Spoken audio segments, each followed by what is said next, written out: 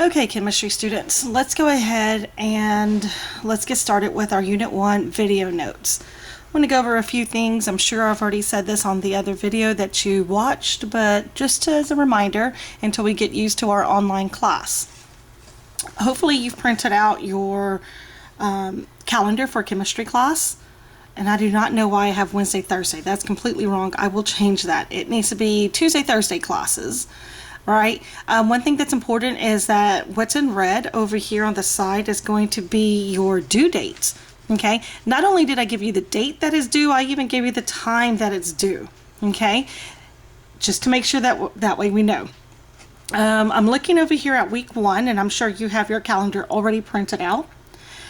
We need to do video notes. We need to do unit notes, and we need to do our website.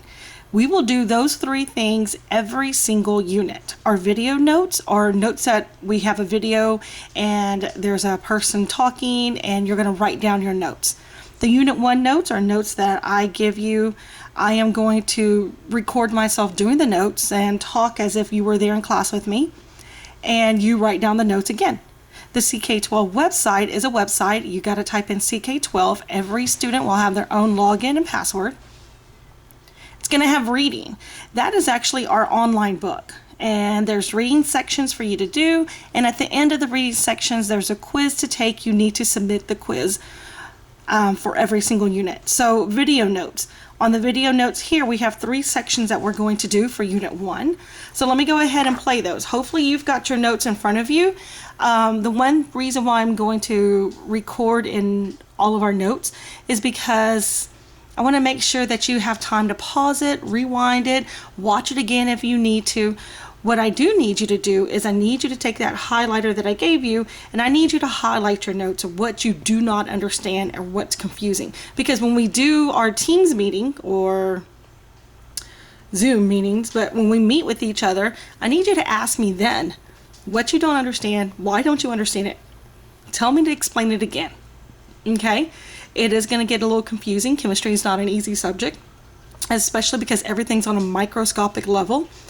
And there are some math here. There's a little bit of math that it is going to be kind of confusing for us to do. So let's go ahead and get the first one done. It's going to be lab safety. I know we're not in the classroom yet, but hopefully second semester we can get back into some labs. I don't know yet. Let's go ahead and I'm going to start the video. They're going to talk. They talk a little quick. So if you need to, pause it or rewind it. Your notes will be due on 8/28, I think it is, at 1 p.m. Okay? 8/28, which is a Friday. Safety in the laboratory is very important. This young man violated one of these essential safety rules and is now blind. What lab safety rule reduces the risk of permanent damage to the eyes? Let's go! Oh, I thought I got it. Behaving responsibly in the lab is essential to lab safety.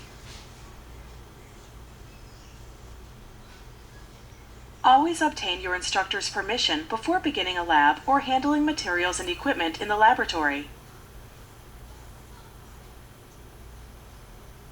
If you do not understand the directions or procedures, be sure to ask questions before beginning the lab.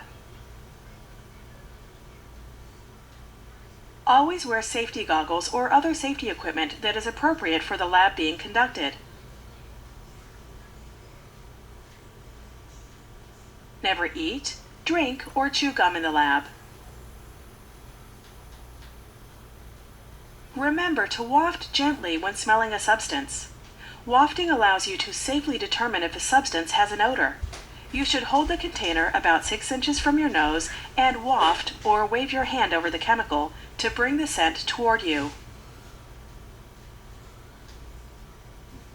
Know the locations of all safety equipment, including the first aid kit, eye wash station, fire extinguishers, and fire blanket. Be sure to use the fume hood when working with substances that produce vapors.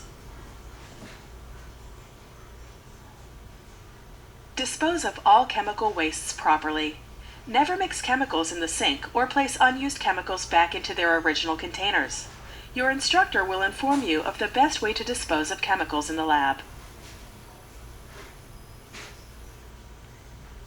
When heating a test tube, slant the test tube away from yourself and others.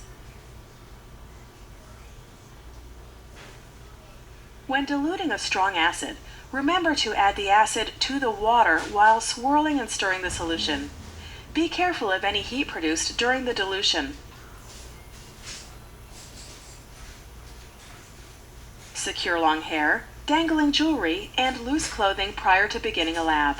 Remember to wear shoes that cover your entire foot. No sandals or flip-flops are permitted in the laboratory. Report any accident or spill to your instructor immediately. Do not attempt to clean up an accident without first obtaining permission and direction from your instructor. Dispose of all materials in the proper container. Be sure to review all safety procedures in your lab safety contract and observe all safety symbols on your lab assignments.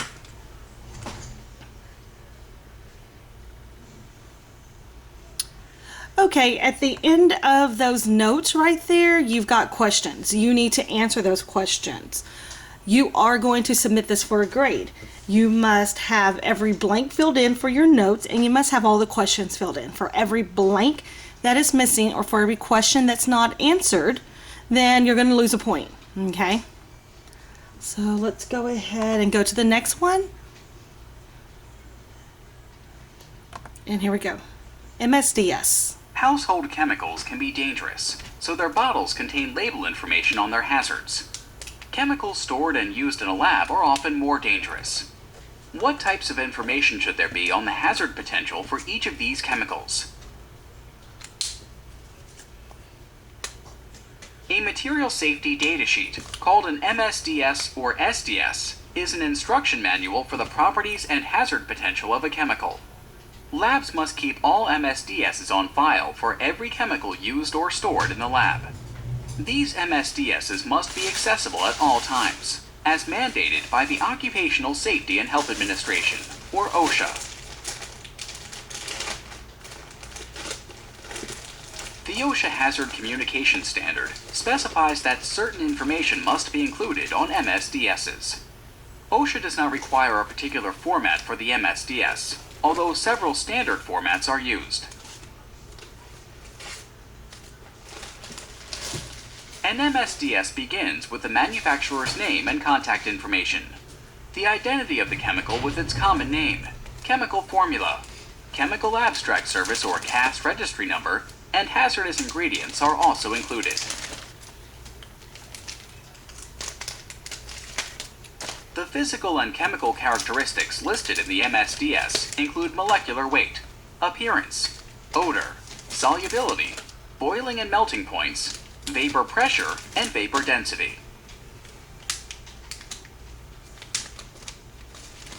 Precautionary measures or hazards identification will list both acute, short-term, and chronic, long-term health effects on the body.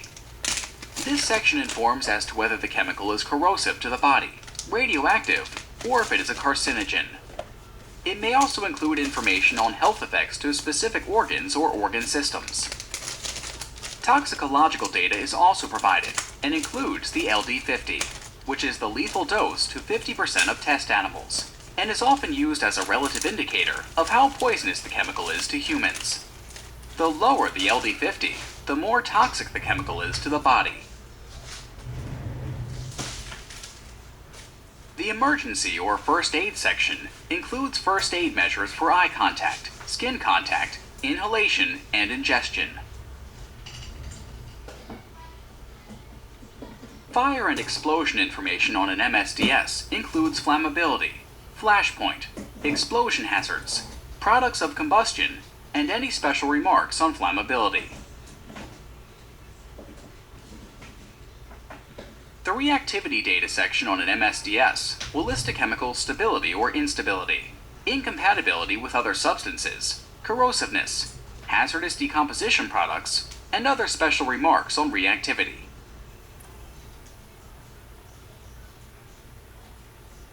Instructions for safe handling and use of the chemical provided on an MSDS include personal protective equipment, such as safety glasses, lab coat, gloves, or a breathing apparatus. It also includes necessary lab equipment, such as a fume hood.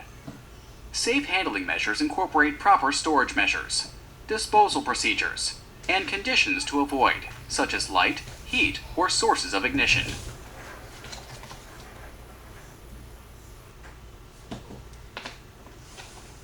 The spill and leak procedures information describes how to clean up and dispose of a spill. Instructions may specify ventilation, absorbent material, or a chemical spill cleanup kit that can neutralize acids or caustics. Always inform your lab instructor in the event of a spill, leak, or accident. Always dispose of Ecological information may also be provided on an MSDS. This section can include effects on aquatic environments, often expressed as biochemical oxygen demand, or BOD, and the toxicity of the products of biodegradation of the chemical.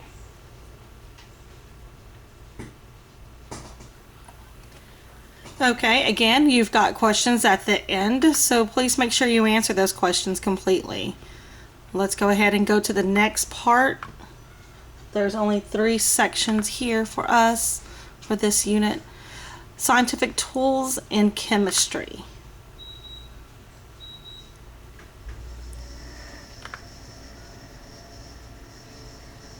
Name some of the equipment found in your high school lab. When planning a scientific investigation, you need to select appropriate scientific tools to carry out the investigation. Most high school laboratories have a variety of glassware, measurement devices, and safety equipment for conducting experiments. You may also need a graphing calculator and a computer with spreadsheet software to record your data and communicate your findings.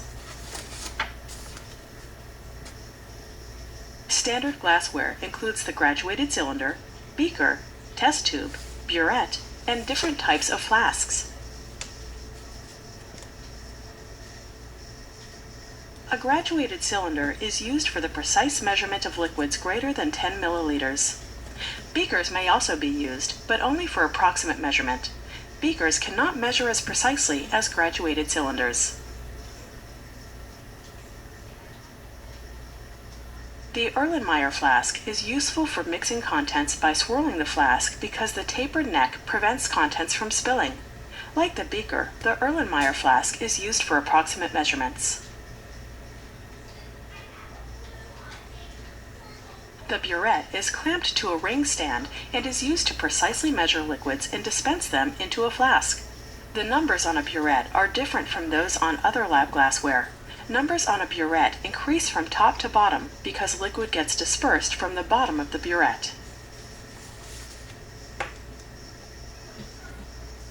Volumetric flasks are used to prepare solutions. Each volumetric flask is calibrated to contain a precise volume of solution at a specific temperature. A pipette is used for the precise measurement of liquids less than 10 milliliters. A pipette that dispenses less than 1 milliliter is called a micropipette. Glassware such as the evaporating dish and the watch glass are used to hold substances but not to measure them. Remember to inspect the glassware in the lab before use. Cracked or chipped glassware should not be used. Prior to beginning a lab assignment, you should also make sure you have an adequate supply of chemicals for the lab you are conducting.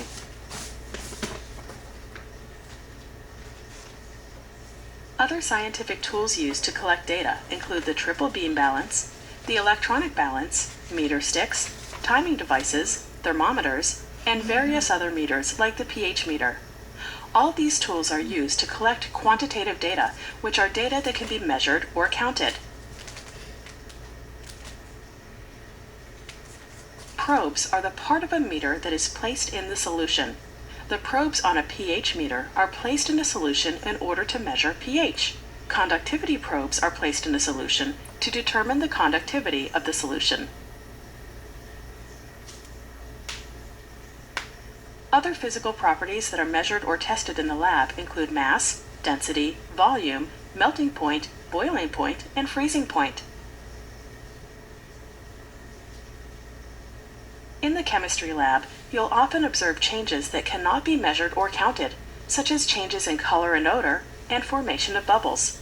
You'll need a notebook, paper, and a pencil to record these observations, which are forms of qualitative data. Other laboratory equipment helps to safely heat substances and hold glassware. These include the hot plate, burner, ring stand, and ring clamp. For your own safety, always wear goggles in the chemistry lab.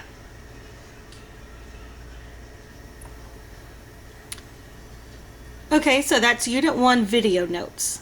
Again, it's different from the Unit 1 notes because Unit 1 notes will be the notes that I fill in the blank and I'm talking and filling out. You will need to submit the notes that you just finished. They are due again on the 28th by 1 p.m. Now don't wait till 12:50 to go ahead and try to submit them. Okay, do it before because 10 minutes may not be enough time for you to submit them. You will submit them on Blackboard. Okay, so please log into your Blackboard and submit them. You might need to, or you may prefer to scan them and scan your notes, save them on your computer and submit them. You might want to just snap a picture of your notes and turn them in that way by submitting them on Blackboard. They need to be submitted on Blackboard by the 28th 1 p.m.